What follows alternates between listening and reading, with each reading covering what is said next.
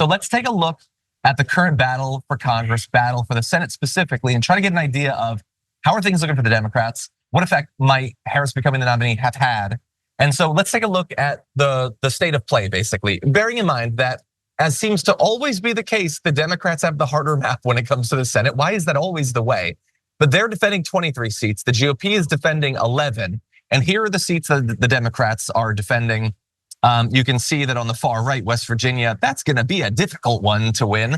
But the toss-ups, you have there Montana, Ohio, and then also the open seat as well. You have some leaning races which have started to look a little bit better when it comes to the polling.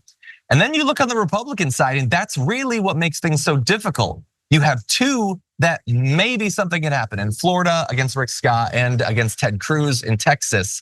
And that's pretty much it. And so the Democrats can't really lose a race and maybe can win one. Maybe Rick Scott is a literal ghoul. And so let's take a look at the polling. Most of this is looking pretty good. In Arizona, Ruben Gallego has a pretty good size lead over Kari Lake, thank God. Alyssa Slotkin has a significant lead in Michigan. You can see Tammy Baldwin with a good sized lead. And in Pennsylvania as well, Bob Casey Jr., again, a good lead. But then you move to Montana, where Tester is down by about 5 points on average. A lot of these are amalgamations of 6 or 7 polls into one. And the thing about it is, if the Democrats lose that race, just that one, and West Virginia as well, and don't do one of the pickups that we talked about, then they're in a very difficult position.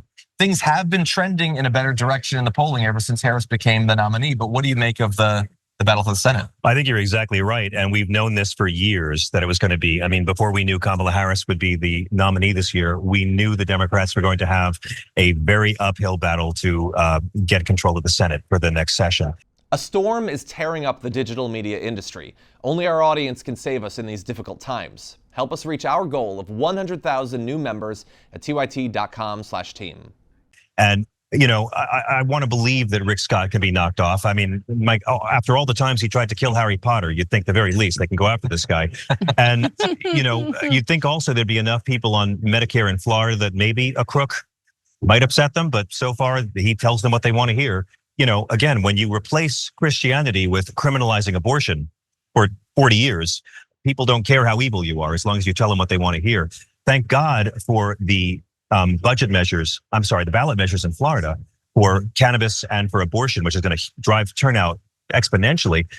Look, I think that control of the Senate and the House are the main reasons Pelosi and Schumer went to Joe Biden and said things they didn't want to say. Yep. I think it came to a point where Pelosi and Schumer realized the White House may be awash. There may be no way to prevent Trump from getting into office. So let's at least try to salvage the legislative branch. And that was the argument they made to Joe Biden. Now, Joe Biden did the toughest thing I've ever seen a man or woman in politics do. And people will talk about it for years. And if Kamala Harris wins, the sacrifice he made will be remembered far more than anything he probably could have achieved in a second term. But it might not be enough to save the Senate. It's hard to say right now. I do think we have to remember two things. Her popularity is only going to expand. And she's going to get young people. She's going to get people to show up. These Democrats are not trying to get people off the fence. They're trying to get people off the couch. This is no longer about convincing those 19 clueless white people in 17 swing states not to vote for a Nazi with a reality show. They're trying to get people who didn't feel like voting before to turn out and have an even bigger turnout than last time. And they may do it. Ballot measures help. The very fact that Donald Trump campaigned in Montana, which he's going to win, show that it's all about he's trying to beat Tester. They're scared right now. We also have to remember that as Kamala Harris's appeal and Tim Walz's appeal expands, they'll have some hiccups, no doubt. Donald Trump's not going to be doing anything to make him more popular with people who didn't vote for him. And since January 6th, I haven't seen him do a thing to make anybody come over. He could have had Nikki Haley. He could have unified his whole party. But Man Baby's not a strong enough man for that. He needed to have the biggest sycophant there with Baby Man, the eyeliner model. So JD Vance doesn't help the ticket at all. It's going to be interesting to see how competitive this will be. But this is America. Democrats are going to have to win by 10 points at least, because Trump's going to lie no matter what.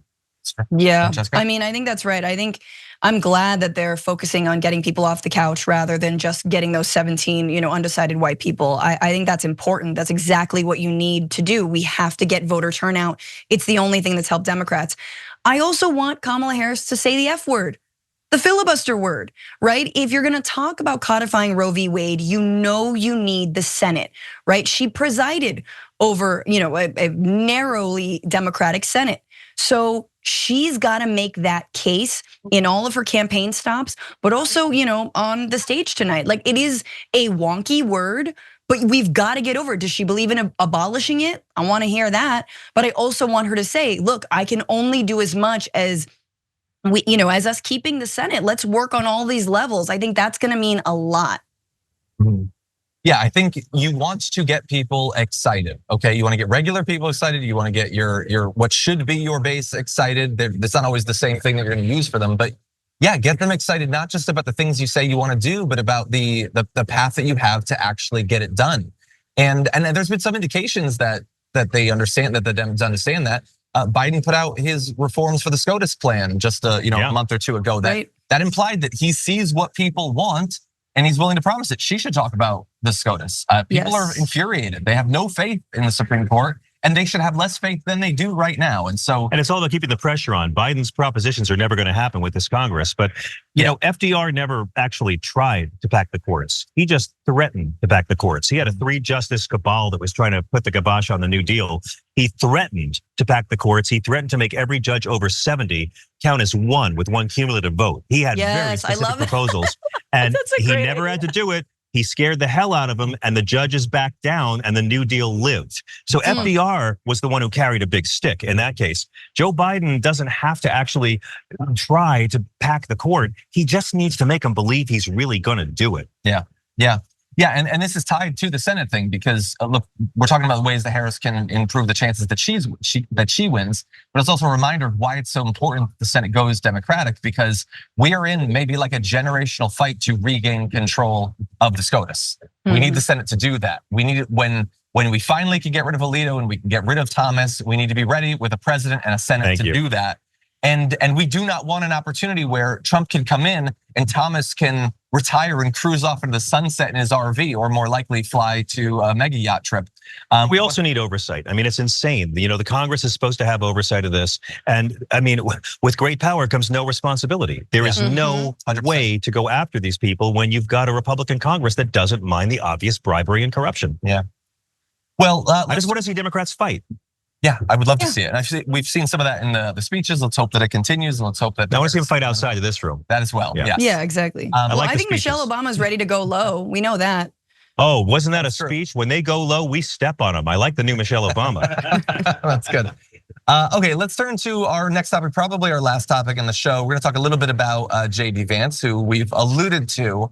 He's he's desperate to get people to pay attention to him, but he's also desperate to get people to come to his events, which have been very sparsely populated, even compared to Trump events.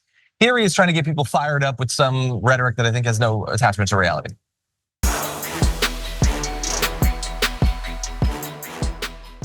When you click the join button and become a tier 2 member, you get access to all of our weekly top 10 lists. What are you waiting for?